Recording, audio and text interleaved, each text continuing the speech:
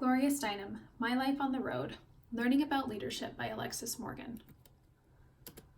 Gloria Steinem grew up traveling with her parents across the U.S. While other children found solace in their warm beds, Gloria found comfort in the back seat of her dad's car.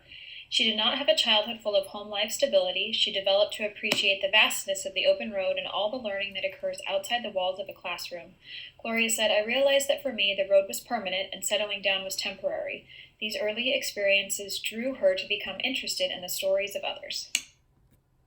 After college graduation and working as a freelance writer, this being the 1960s, Gloria experienced the hard reality of getting to write the stories she valued. She realized editor after editor was enormously uninterested in publishing articles surrounding the popularity of feminism that existed around the U.S. As she put it, "I finally got angry enough and desperate enough to partner with a woman who was much braver than I, and to travel to campuses and community groups. Over time, I discovered people in the same room understand and empathize with each other in a way that isn't possible on the pager screen."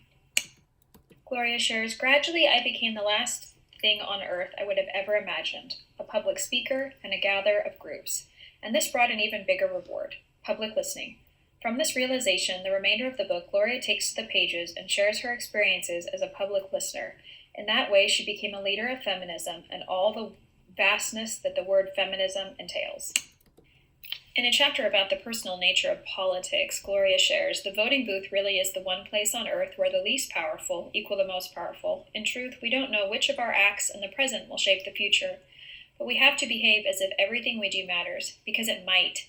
As my mother would say, democracy is a seed that can only be planted where you are." Gloria shares, "When I was campaigning on the road and meeting the Republican or independent women, what I tried to say was, you didn't leave your party left you.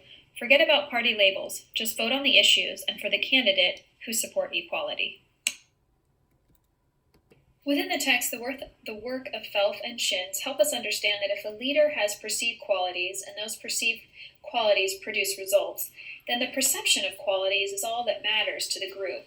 This helps someone within leadership development because it breaks down some initial barriers those within development may have when attempting to acquire certain qualities.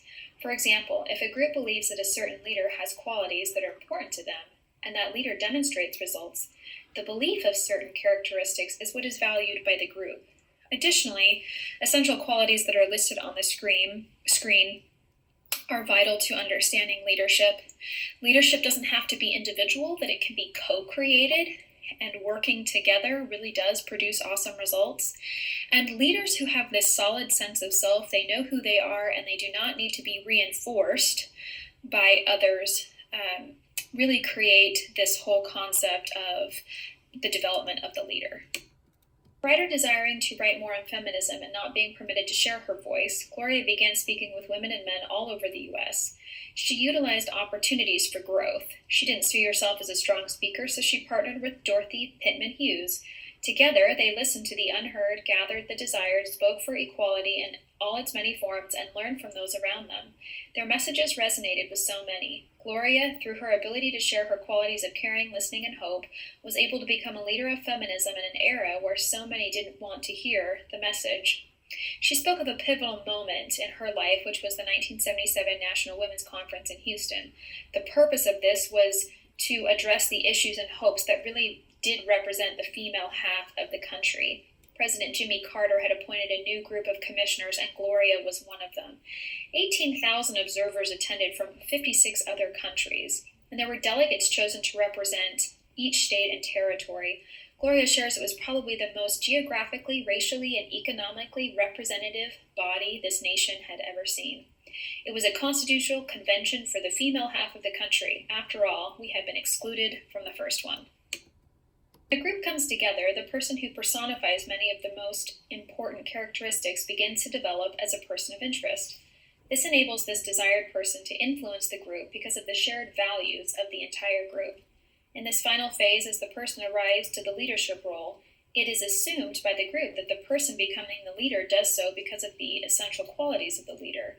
In reality, the leader became so because of the shared values of the group as a whole. And this visual really shows that, especially in reference to social media, that it's the followers who make the leader. A main theme throughout Gloria's life are that people want to be heard. Listening is an essential skill for leaders. Gloria learned that early in life. She took the time to listen. During a visit to a college campus, Gloria asked the organizers what concerns their group had and what topics should be mentioned in her speech. The organizers named general ideas that were occurring throughout the states, but Gloria asked questions to dig deeper to understand the heart of that particular campus's issues. She listened as the organizers responded, and the following day the room was filled to capacity. Gloria created a followership in her asking and listening. Quote, I learned that audiences turn into partners if you just listen to them as much as you talk. Leadership is an interactive process. The words we use and how we use our words are central features of leadership. This process with others is considered interactive and will affect their desire to follow our leadership style or reject it.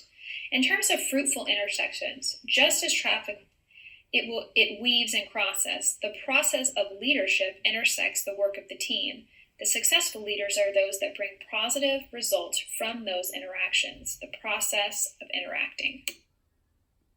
And the value of communication immediately following college. She spent 2 years in India and immersed herself in the culture around her. It was there she experienced talking circles. She shares, it was the first time I witnessed the ancient and modern magic of groups in which anyone may speak in turn, everyone must listen, and consensus is more important than time. I had no idea that such talking circles had been a common form of governance for most of human history.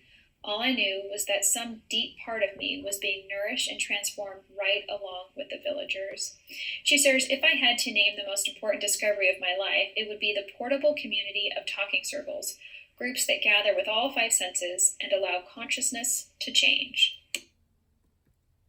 Leaders are often viewed through the things they get done, how they can make things happen, and how those results affect the group. The hard aspect of results and social impact is measuring the impact of the results on the group when the impact is not calculated in measurable terms. This really relates to that first one of results. Power really kind of encapsulates the idea that strong leadership utilizes those effective teams and brings about results rather than through the use of force and power. And culture relates to this idea that when we watch a performance on stage, how do we feel about that performance during and post? And as we watch our leaders perform, how do we feel during our interactions and watching them in other scenarios? During a geology class in college, Gloria's professor took the class to the Connecticut River. She was listening to the professor as she walked up a dirt path and saw a giant mud turtle up the muddy embankment. Gloria was sure it was going to crawl onto the road and be crushed by a car. She picked up the turtle, walked it back to the river, and watched it swim away. Her professor came up to her and said, you know that turtle has probably spent a month crawling up the dirt path to lay its eggs in the mud on the side of the road. You have just put it back in the river. She felt horrible. It took many years to realize the parable taught her the first rule of organizing. Always ask the turtle. She became mindful of the results of those she listened to, desiring to know their end goals. She supported causes she could put her whole self into. She created an outcome that gave a voice to those who felt they had no voice. Jackson and Perry share that it is fundamentally human to develop a sense of belonging to a place.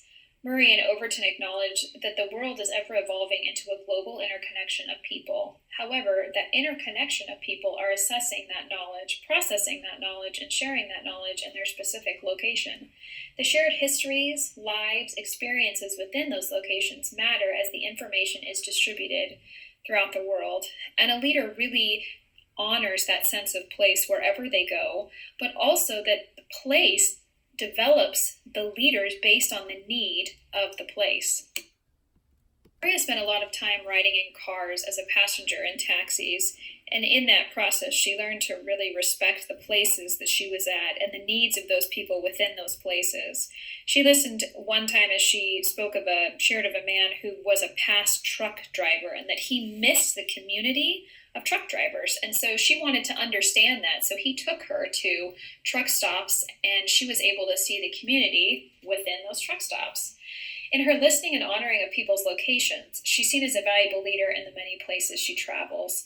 She shares, quote, whenever I was on new turf, I asked about the vertical history of people who had lived there in the long past or who might still be there. I tried never to give a speech without including Native examples, just as we do other groups in this diverse country. And her honoring of diversity really shows her value of place.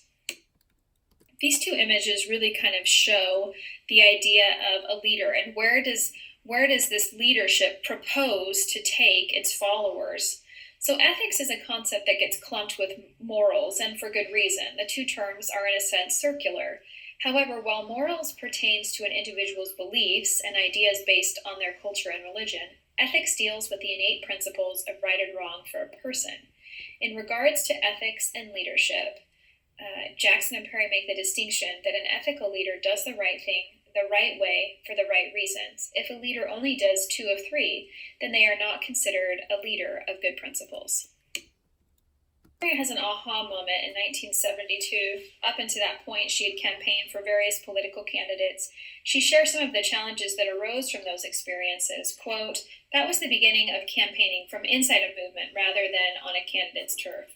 Up until then, I had supported campaigns by writing about them or volunteering in them. Now I was learning that the best way to help was to strengthen the movement that embodied principles, so those movements could generate support for the candidates who voted for those principles. Gloria was a woman of ethics. She knew what she believed, valued listening to others, and desired to help the cause of equality for all." Gloria is solid in that she has traveled a lot and she still doesn't know so many things. She encourages the reader to spend time on the road. She shares her stories so that we may learn from them, and desires the reader to open up their own road and to fill their life with adventure.